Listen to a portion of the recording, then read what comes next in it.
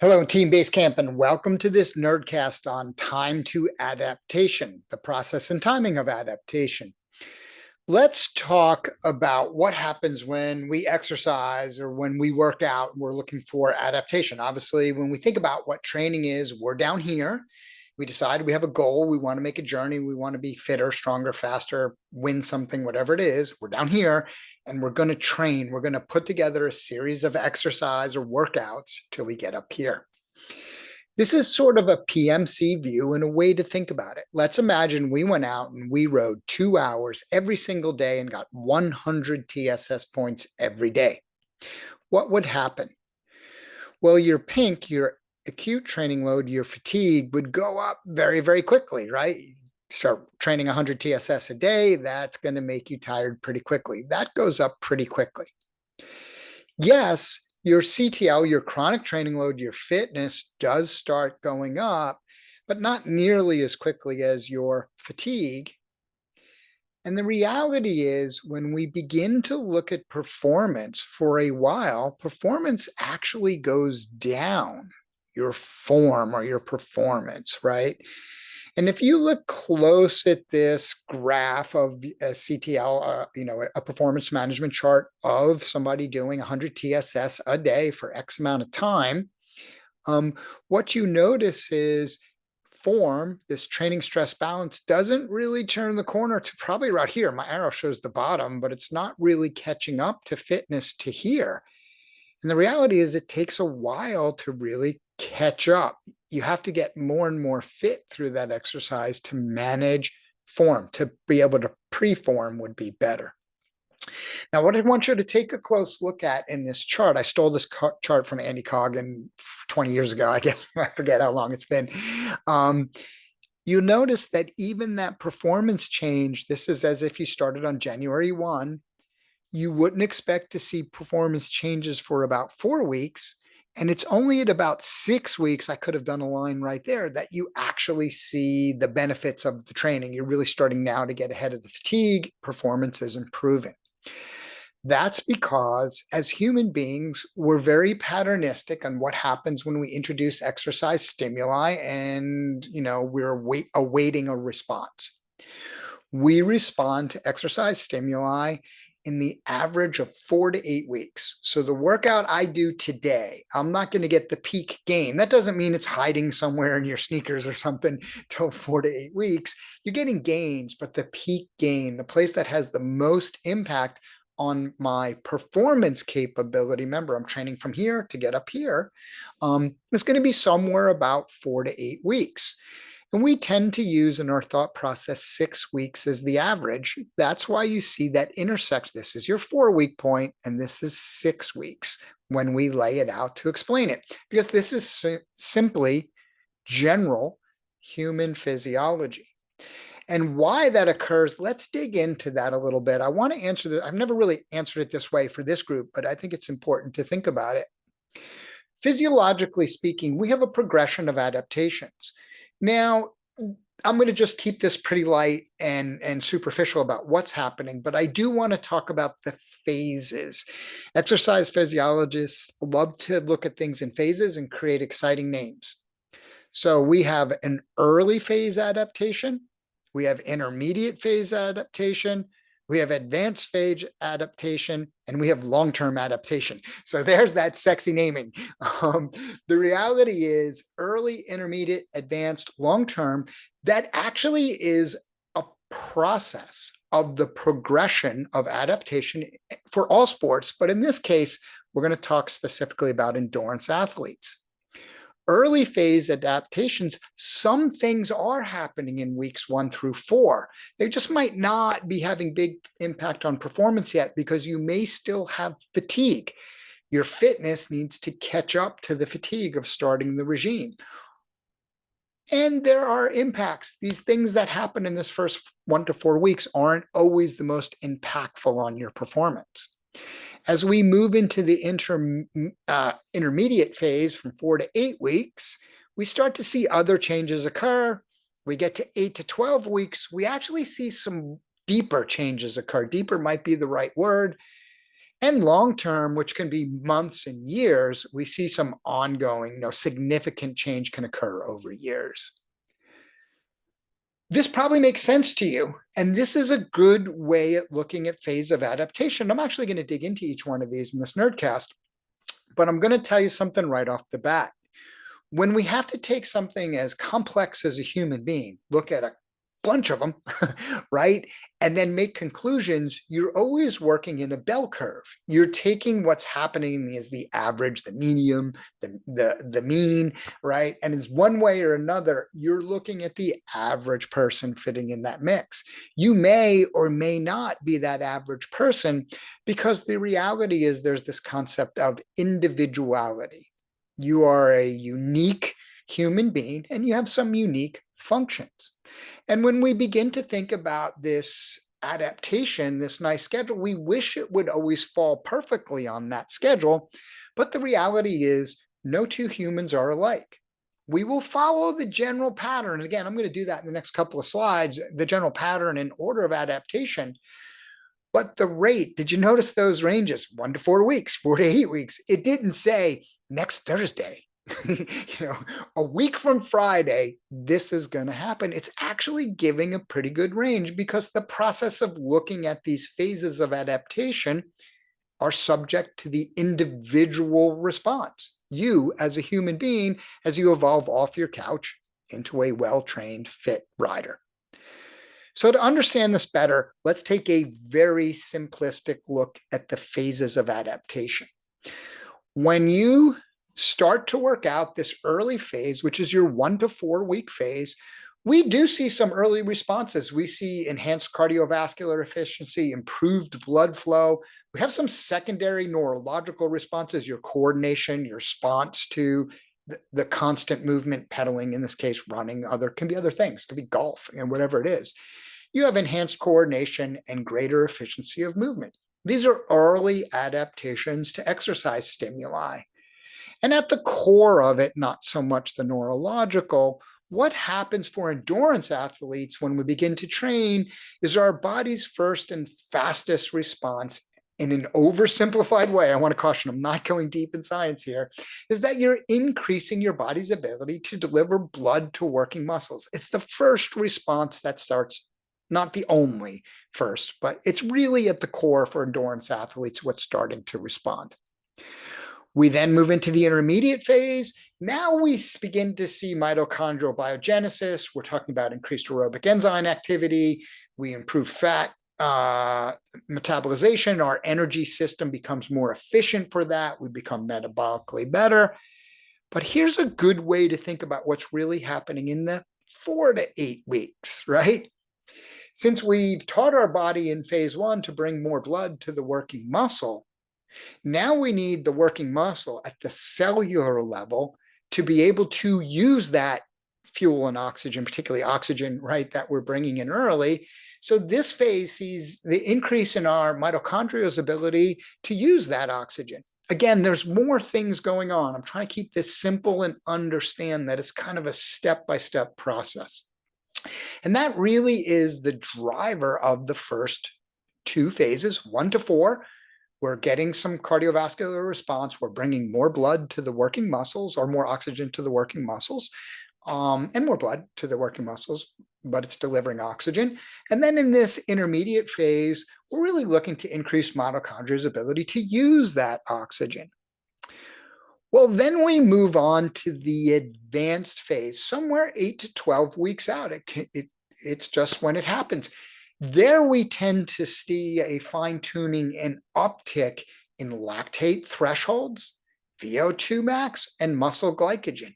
Now, don't get me wrong, you probably would have seen some of those earlier, but this is the phase where those things really begin to work together and become the performance improvement mechanism, might have been a better term, because now their interplay is better than ever. These systems, everything that you've been training, are working together to improve your performance.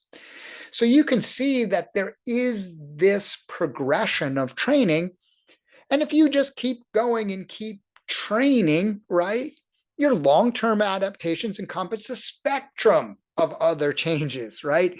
The more you train over time, the more efficient you get. You continue to improve VO2 max up to some training capacity maximum.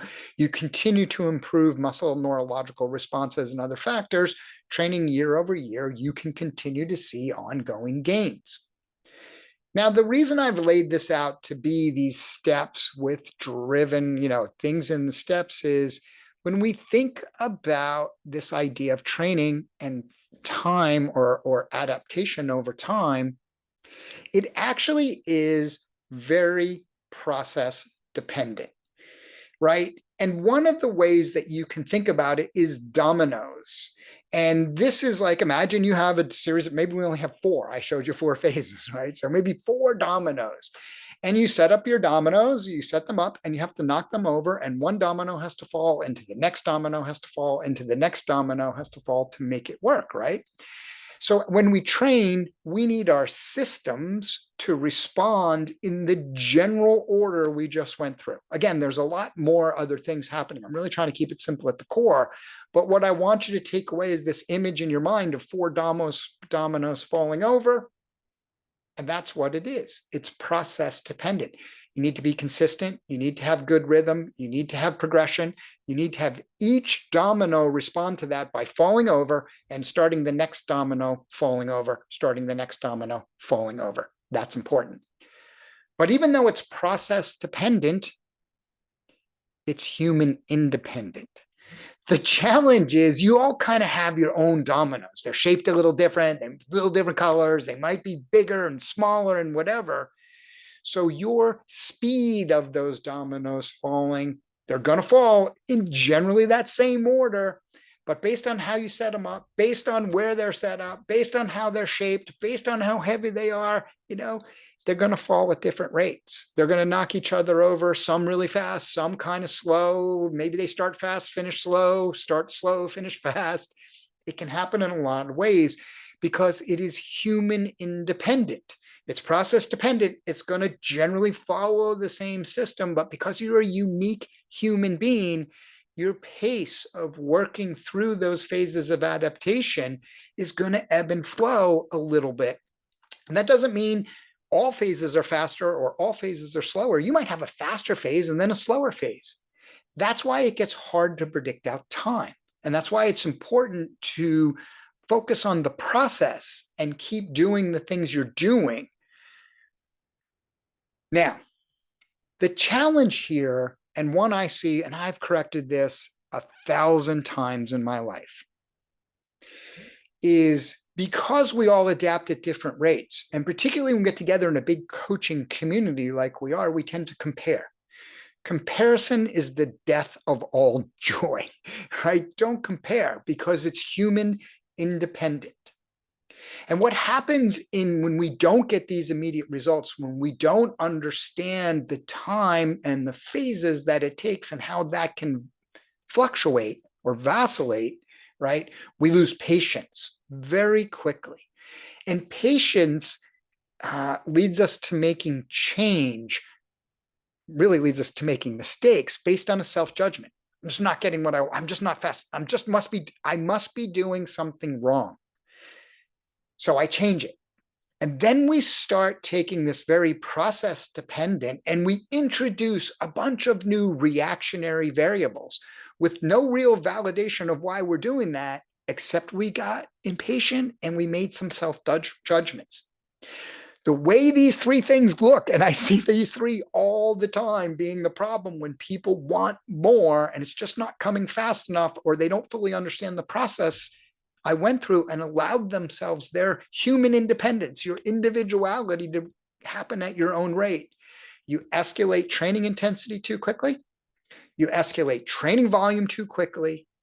And the most insidious, sneaky one, you have inadequate recovery. You begin, well, right now I'm only training 4 days or 5 days a week. I'm resting 2 whole days a week. I better start training on those days because I'm not getting what I want in my first 10 days of training, right?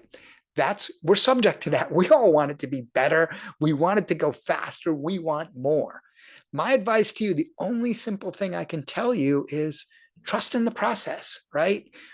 This idea of consistency, rhythm, and progression and staying with the process.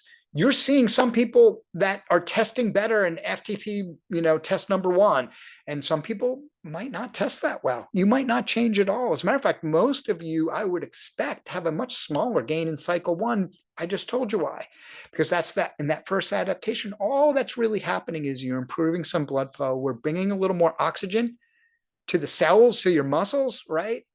But maybe your muscles aren't ready to absorb that oxygen. So it hasn't really begun to translate, right? We need to get some mitochondrial improvement. We need to bring in, where we may be intaking more oxygen into the system, but at the muscular level, we're not uptaking it yet. There's lots of reasons why it might go slower. You need to trust in the process. Now, when we look at the big base period, we look at 16 weeks of base period, right? You have to manage your expectations. Basically, this is what we look at in cycles, right? Well, I'm going to start here in cycle 1, 2, 3, and 4. This is my performance. You could call this FTP measurement, even though I hate that as performance, but it's not, it's one of many indicators. And you're like, it's just going to get better every day, right? That's what we expect. And that's really how we think about training, right? That's how training is going to result. We're trained, we're better. And if we're not going on this neat linear improvement line, literally from day one, we have to change. There must be something. There must be a better answer. There must be a different way to do it. I must not be doing the exact right, or maybe I need to target 5 more watts in my work. Start coming up with answers when it doesn't happen. The reality is, let me manage your expectation. When we think about this reality of it's 4 to 8 weeks to adapt, we are running 4 cycles of super compensation. We've gone over that well. So we're going to do some work. We're going to load up the system. Then we're going to rest a little and try to compensate. The ideal scenario, if you want to visualize it, is it will kind of look like this, right? And that's managing the expectation over time. That's what maybe now you're taking away as we learn about supercompensation and general adaptation syndrome and 4 cycles and resting in between. And now we understand that there's phases of adaptation. There are dominoes that need to fall in sort of a row. Okay, I got you, Coach Tim. I'm going to go from this to this. But if you look at those two, right, they're kind of doing the same thing. I just don't have a pretty line running right across the top here. The reality is, when we think about adaptation, you're not going to escape the individual that's you. You're going to have your own rate. So it really may look like that. You might struggle in the first 2, then have your breakthrough, because the dominoes each need to fall and each one is individualized to you. It's about your time to response and adaptation of exercise. Maybe it's this, or yours might look like this, right? Or heck, maybe even it's that. That could be what it is. That is the challenge of understanding the process of training, which we've worked a lot on the first couple of weeks, understanding why, understanding how training load comes in, understanding how we're driving our pyramid, the little pyramid I had on the screen here of consistency, rhythm, and progression. We're implementing the process to make the dominoes fall. As coaches, that's our job, because that will give us the highest, the best odds of success. Your job is to do that work. You must be consistent. You need to generally follow the rhythm, and we do need some progression to make this work, but also understand the timing is unique to you. So in the end of the day, it's you. You're going to adapt at your own space, or your own pace. And my final advice for you is JDTW. Just do the work. We get caught overthinking so much stuff. We make change for change's sake. We abandon good principles, right? And I'm not saying anybody's doing that. I'm just saying this is the way adaptation goes. Thanks. Any questions? Ask them below.